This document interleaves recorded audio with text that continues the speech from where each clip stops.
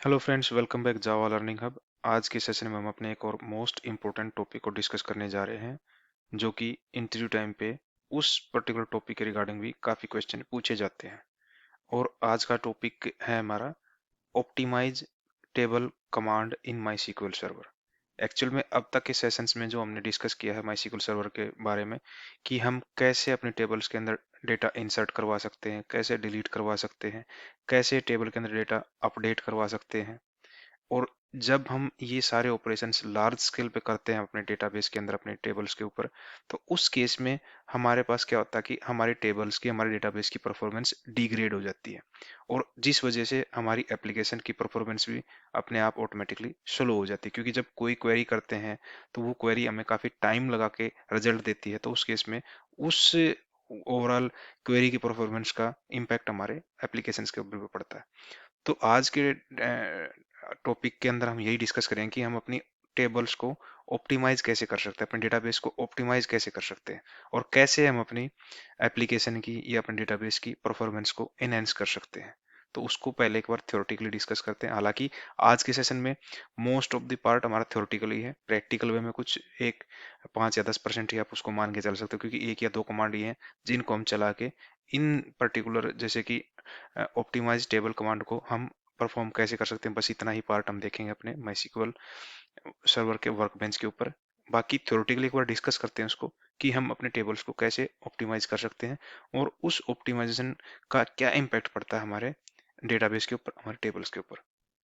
तो theoretically discuss करने के लिए एक बार अपनी पावर पॉइंट की स्लाइड्स पर चलते हैं और डिस्कस करते हैं कि एक्चुअल में ऑप्टिमाइज टेबल कमांड हमारे पास माईसीक्वल सर्वर के अंदर क्या है और उसका क्या इम्पैक्ट है।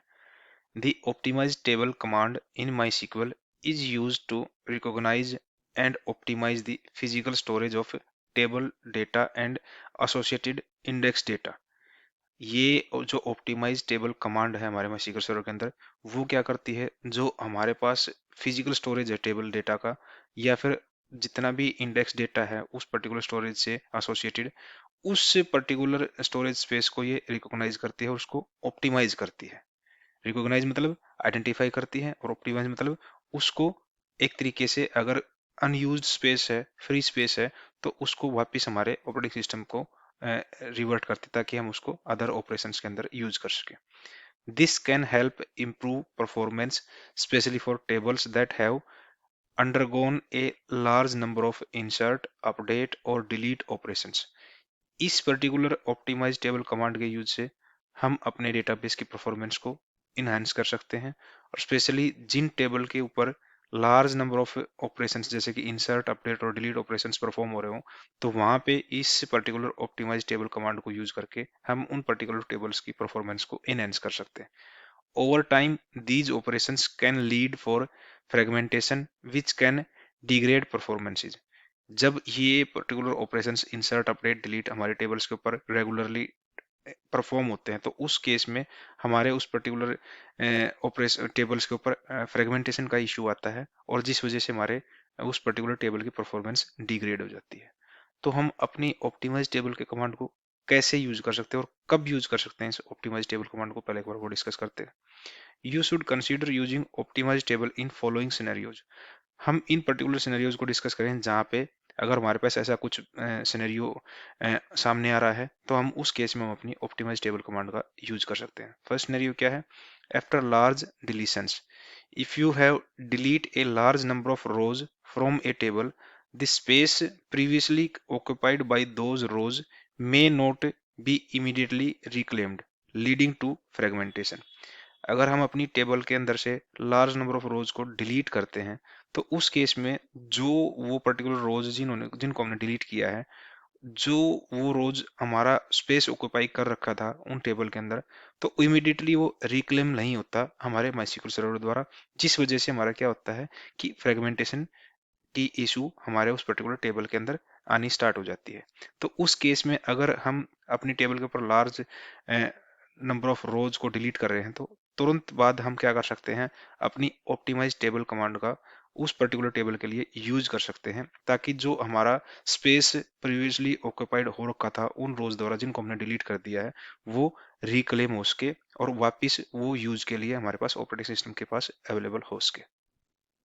सेकंड सिनेरियो क्या है? After frequent updates, if A table has undergone many updates specially on variable length columns, example varchar, text और blob, द टेबल में बिकम फ्रेगमेंटेड। अगर हमारी किसी पर्टिकुलर टेबल के ऊपर फ्रीक्वेंटली हमारे अपडेट्स ऑपरेशन परफॉर्म होते हों, स्पेशली उन कॉलम्स के ऊपर जहाँ पे कॉलम्स टाइप हमारे पास वेरकर टाइप की हो या टेक्स्ट हो या ब्लोब हो, तो उस केस में क्या होता है, वो फ्रीक्वेंट अपडेट्स हमारे टेबल के ऊपर फ्रेगमेंटेशन का इशू क्रिएट कर देते हैं। तो उस वजह से क्या होता है कि हमारे उस पर्टिकुलर टेबल की परफॉर्मेंस डिग्रेड हो जाती है। तो जहाँ पे जिस पर्टिकुलर टेबल के ऊपर हम स्पेसिफिकली उन कॉलम्स के ऊपर जहाँ पे डेटा टाइप हमारा वेरकर टेक्स्ट या ब्लोब हो, वहाँ पे हम फ्रीक्वेंट अपडेट्स ऑपरेशन परफॉर्म कर रहे हैं, तो उस केस में हमें उस पर्टिकुलर टेबल के लिए भी हम अपनी ऑप्टिमाइज टेबल कमांड का यूज कर सकते हैं, ताकि जो फ्रेगमेंटेशन का इशू उस पर्टिकुलर टेबल के ऊपर आ रहा है वो रिड्यूस हो सके और हमारी उस पर्टिकुलर टेबल की परफॉर्मेंस इनहेंस हो सके। थर्ड सिनेरियो क्या है हमारा?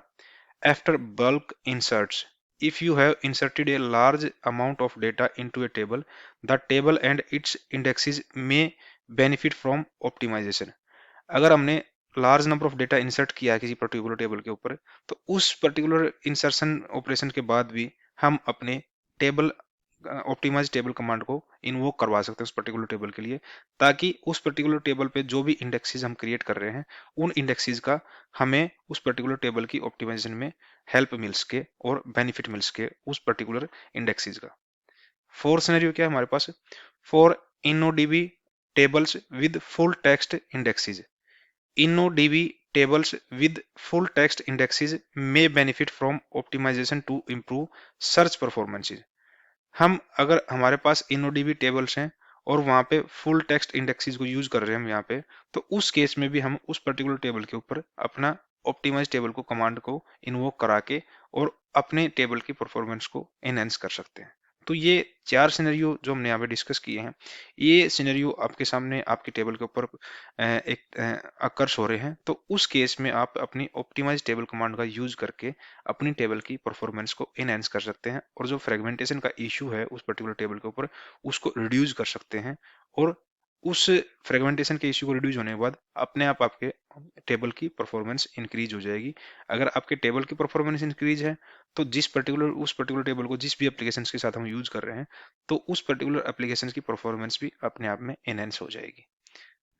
नेक्स्ट देखते हैं कि ये ऑप्टिमाइज टेबल कमांड वर्क कैसे करती है। How optimize table works? The optimize table command perform the following operations. हमारी ये ऑप्टिमाइज टेबल कमांड जब भी किसी पर्टिकुलर टेबल के ऊपर परफॉर्म करवाते हैं, इन्वोक करवाते हैं, तो ये नीचे लिस्टेड ऑपरेशंस परफॉर्म करती है। फर्स्ट ऑपरेशंस क्या है? Defragmentations, it recognise the physical storage of table data and index data, reducing fragmentations. First step क्या होता है, फर्स्ट ऑपरेशन क्या परफॉर्म करती है? डीफ्रेगमेंटेशन करती है, जिससे क्या होता है, जो फिजिकल स्टोरेज स्पेस उस पर्टिकुलर टेबल डेटा के अंदर कंज्यूम हो रखा था या फिर जो इंडेक्स डेटा के साथ कंज्यूम हो रखा था, और उस पर्टिकुलर टेबल के ऊपर हम कुछ डिलीट, इंसर्ट या फिर हम अपडेट ऑपरेशन इन्वोक करवाए हैं, तो उस पर्टिकुलर ऑपरेशंस के बाद हम अपने ऑप्टिमाइज टेबल कमांड को इन्वोक करा के वहां पे एक डीफ्रेगमेंटेशन प्रोसेस को स्टार्ट करवा सकते हैं, जिस वजह से क्या होगा कि हमारा जो फ्रेगमेंटेशन का इशू था वो रिड्यूस हो जाएगी और उस पर्टिकुलर टेबल की परफॉर्मेंस इनहेंस हो जाएगी।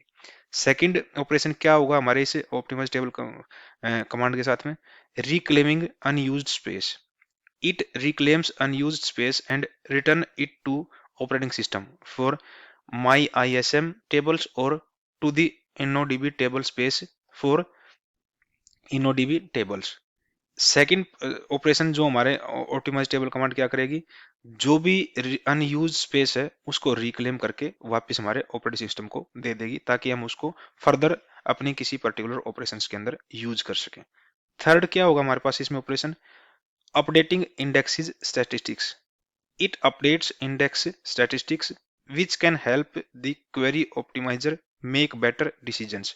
जब हम बहुत सारे इंसर्शन ऑपरेशन परफॉर्म करे हो किसी पर्टिकुलर टेबल के ऊपर या फिर डिलीशन ऑपरेशन परफॉर्म करे हो, तो उसके बाद जो इंडेक्स की स्टैटिस्टिक्स है वो चेंज हो जाती है और ये पर्टिकुलर ऑप्टिमाइज टेबल कमांड हमारे उस इंडेक्सेस की स्टैटिस्टिक्स को अपडेट कर देती है, जिस वजह से जो हमारे पास जो क्वेरी ऑप्टिमाइजर है उसकी एक तरीके से डिसीजन मेकिंग जो पावर है वो इनहेंस हो जाती है, इंक्रीज हो जाती है, जिस वजह से हमारे उस पर्टिकुलर टेबल की ओवरऑल परफॉर्मेंस भी इंक्रीज हो जाती है जब हम उस पर्टिकुलर टेबल के थ्रू टेबल के ऊपर कोई भी हम सेलेक्ट या कोई अदर कमांड यूज कर रहे हैं वहां से डेटा फेच करने के लिए, तो उस केस में वो इंडेक्सेस की डिसीजन मेकिंग पावर है जो वो इंक्रीज हो जाती है।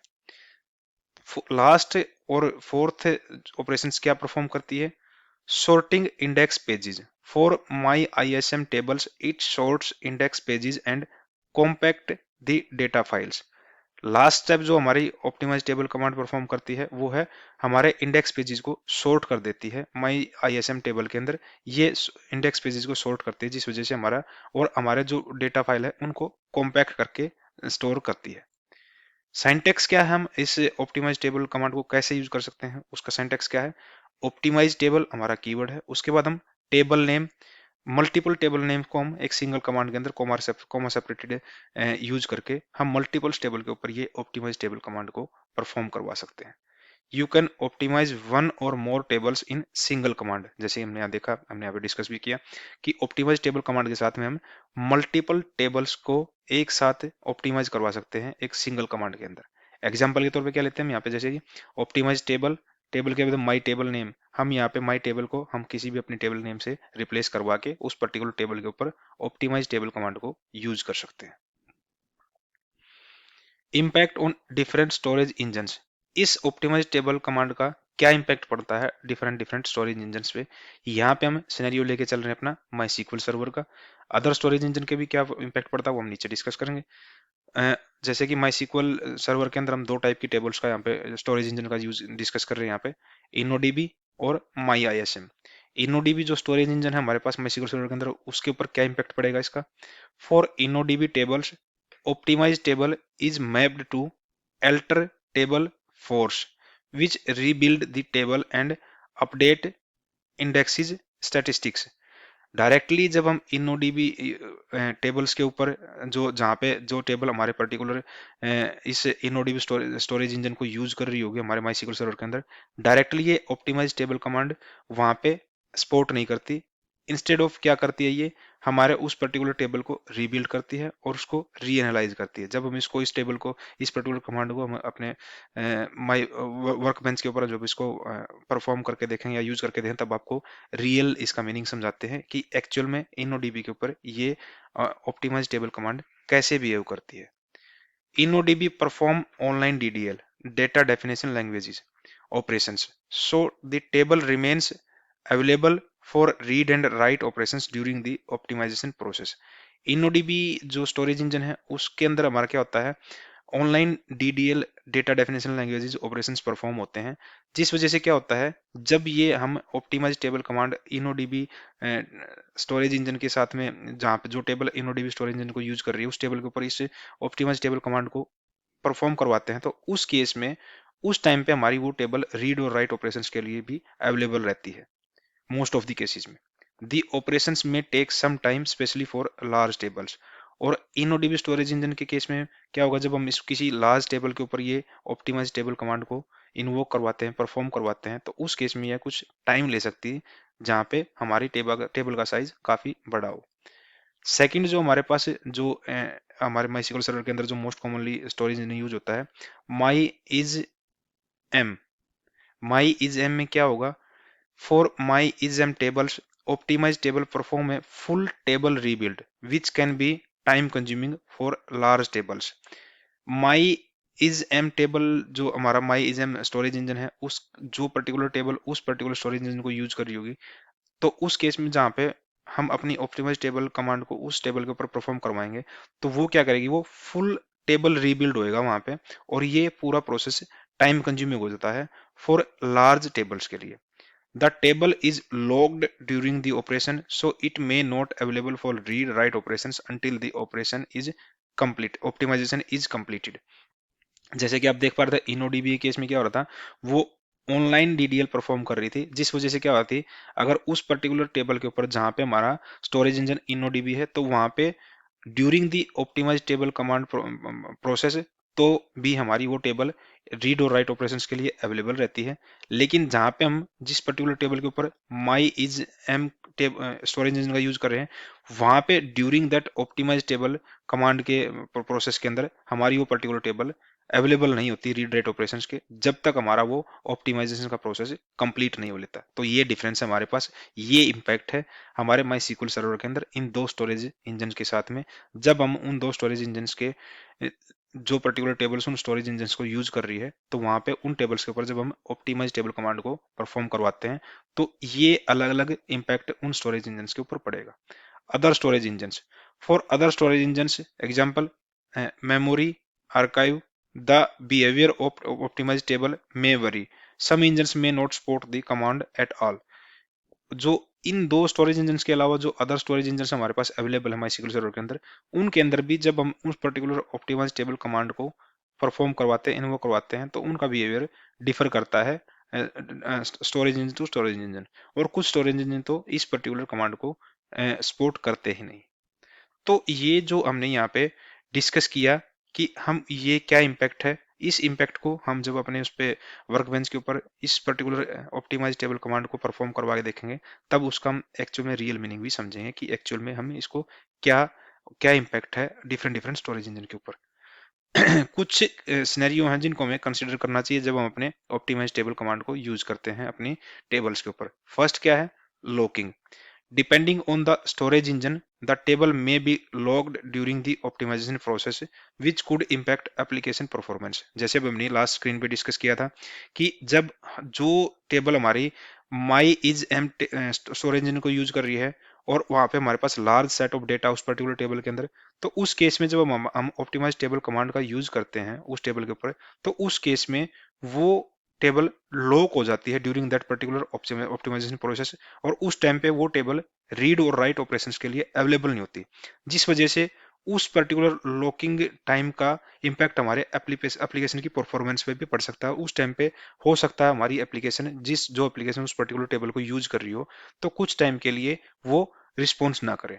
तो हमें इस ऑप्टिमाइज टेबल कमांड को इस चीज के रूप लॉकिंग टाइम पीरियड को ध्यान में रखते हुए यूज करना चाहिए, जहां पे वो particular table MyISAM storage engine को यूज कर रही हो। सेकंड सिनेरियो क्या है? Disk space. The optimisation process में require additional disk space specially for large tables.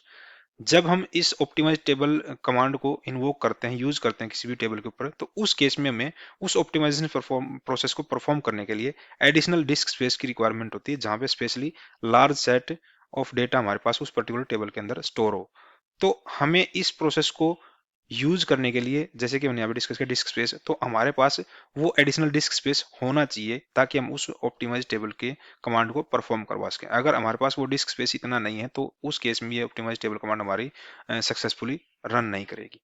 Frequency. You should not run optimize table too frequently.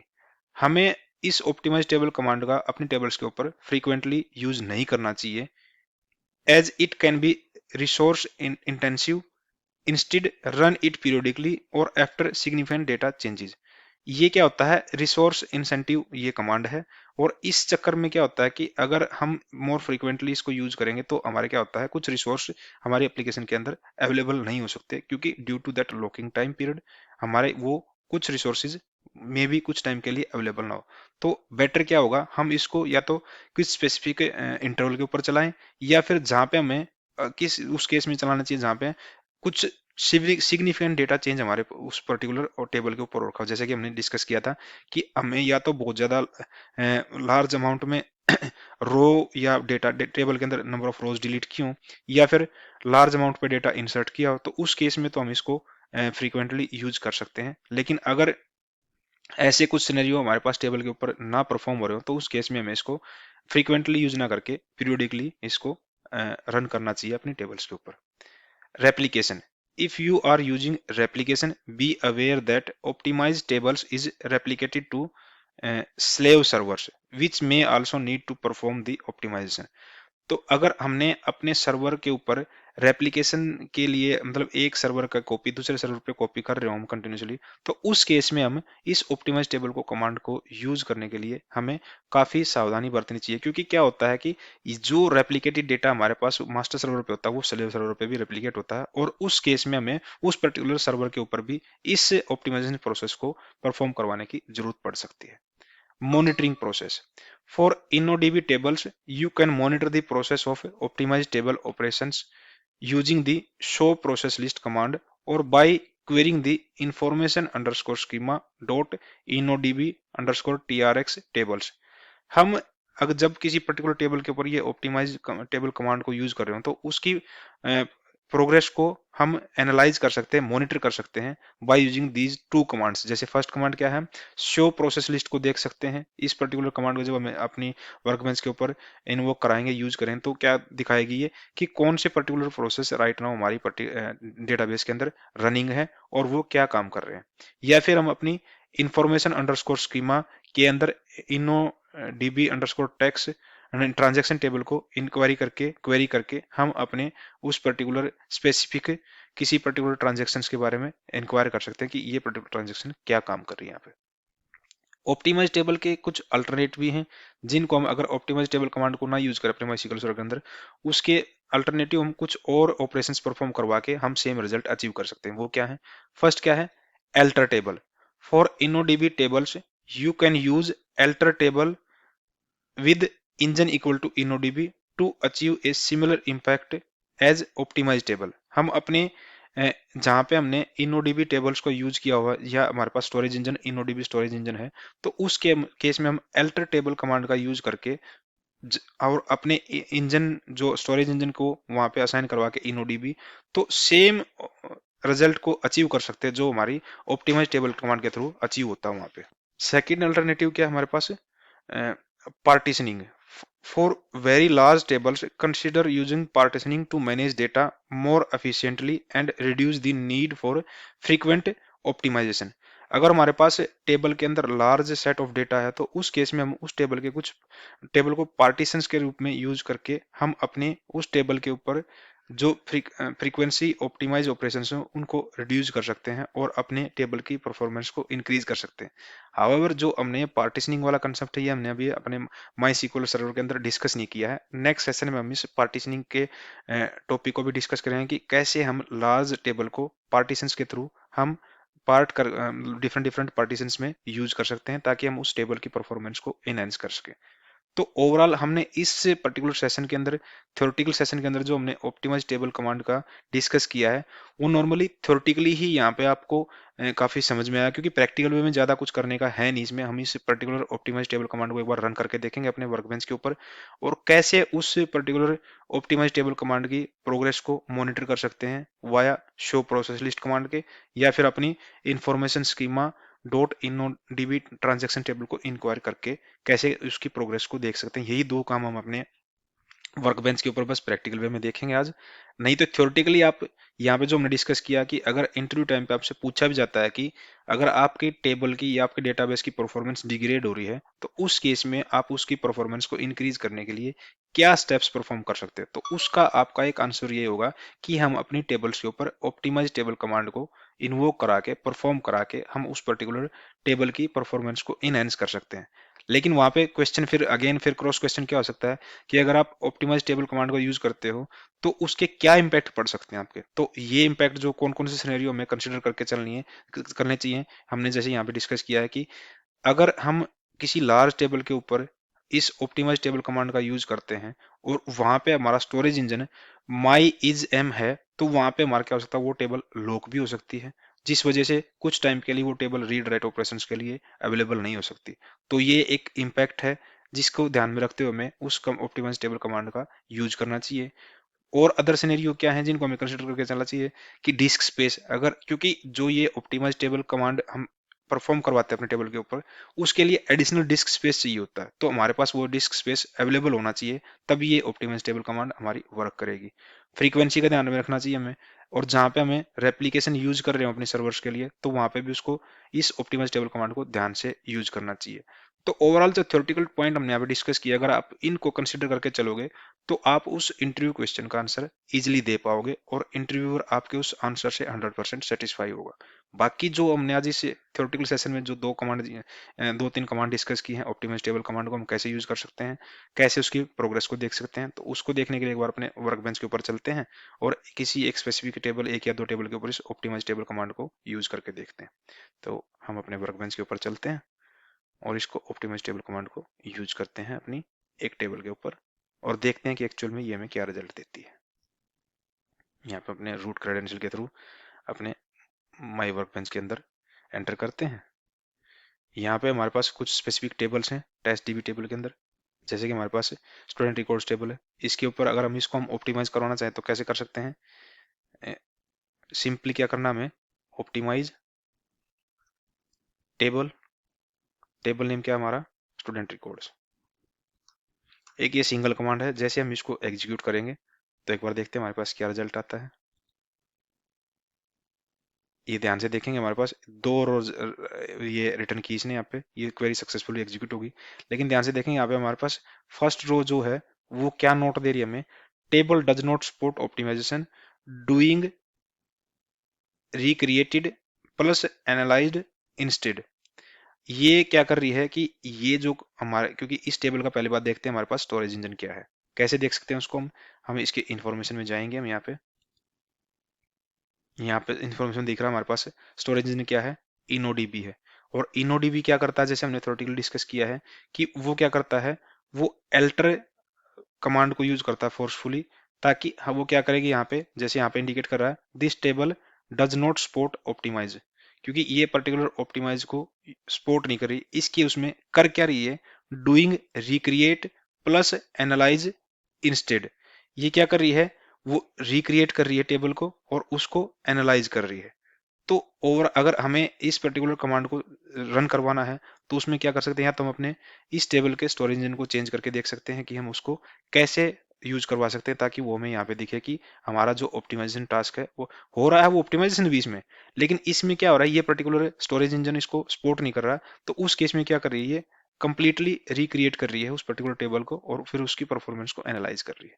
अगर हमें इस टेबल के स्टोरेज इंजन को चेंज करता हूँ, यहाँ पे इसकी सेटिंग्स में जाके इस टेबल की, तो यहाँ से हम इसके स्टोरेज इंजन को चेंज कर, जैसे राइट नाउ हमारे पास इनोडीबी है, हम इसको माई इज एम स्टोरेज इंजन के साथ अपडेट करवा सकते हैं। मैं यहाँ पे इसको अपडेट कर देता हूँ।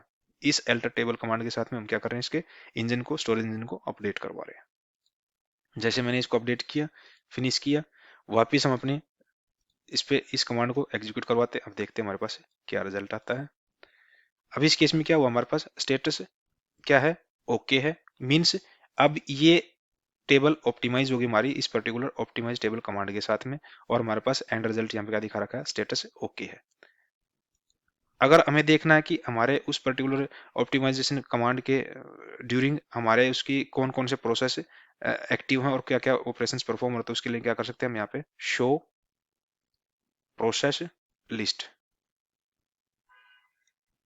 एक कमांड है, इसको एग्जीक्यूट हुआ रखिए। हम क्या कर सकते हैं, हम देख सकते हैं कि हमारे राइट नाउ हमारे इस सर्वर के अंदर कौन कौन से प्रोसेस रनिंग में है। जैसे यहाँ पे आप देख पा रहे हो, ये प्रोसेस लिस्ट है, प्रोसेस की आईडी है यहाँ पे, और यहाँ पे एक्चुअल में इंफॉर्मेशन क्या है, ये first second command process list है, स्टेटस क्या है, टाइम क्या है, कमांड क्या है, ये सारी यहाँ पे इस प्रोसेस लिस्ट के थ्रू हम ये इंफॉर्मेशन गेट करवा रहे हैं कि हमारे पास राइट नाउ सर्वर के अंदर कौन कौन से प्रोसेस एक्टिव हैं और क्या ऑपरेशंस परफॉर्म करवा रहे हैं।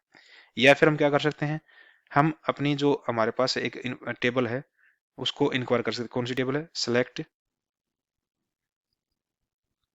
स्टार फ्रॉम इंफॉर्मेशन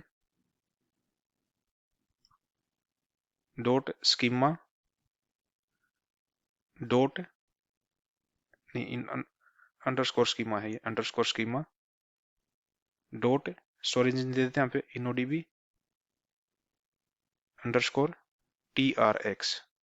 जैसे हम इस टेबल को इंक्वायर करेंगे, हमारे मतलब स्टोरेज इंजन के अंदर कौन कौन सी ट्रांजेक्शन्स चल रही हैं, तो उससे रिलेटेड हमारे पास ये को अभी फिलहाल हमारे पास ऐसी कोई ट्रांजेक्शन चल नहीं रही, लेकिन हम यहाँ पे उसके फील्ड्स देख पा रहे हैं कि ये ट्रांजेक्शन आईडी, ट्रांजेक्शन स्टेट क्या है, स्टार्ट कब हुई थी, लॉक आईडी क्या है उसकी, स्टार्टेड है या नहीं है, वेट क्या है उसका, ये सारे जितने भी हमारे पास इसके टेबल के अंदर कॉलम्स हैं, अगर हमारे पास कुछ ऐसा स्पेसिफिक प्रोसेस चल रहा होगा तो उस केस में ये, क्योंकि ये क्या होता है जब लार्ज सेट ऑफ डेटा हमारे किसी टेबल के अंदर, तो वहीं पे हमें इस पर्टिकुलर टेबल के थ्रू जब इंक्वायरी करते हैं तो उसकी ट्रांजैक्शन की इन्फॉर्मेशन यहाँ पे दिखती है। ऐसे ही सो प्रोसेस लिस्ट के अंदर भी हमें क्या बताता है, अगर लार्ज नंबर ऑफ डेटा है और उस टेबल के ऊपर हम ऐसा कुछ ऑप्टिमाइज कमांड को यूज कर रहे हैं, तो उस केस में हमारे पास वो चीजें दिखेंगी कि कौन सा प्रोसेस रनिंग में है।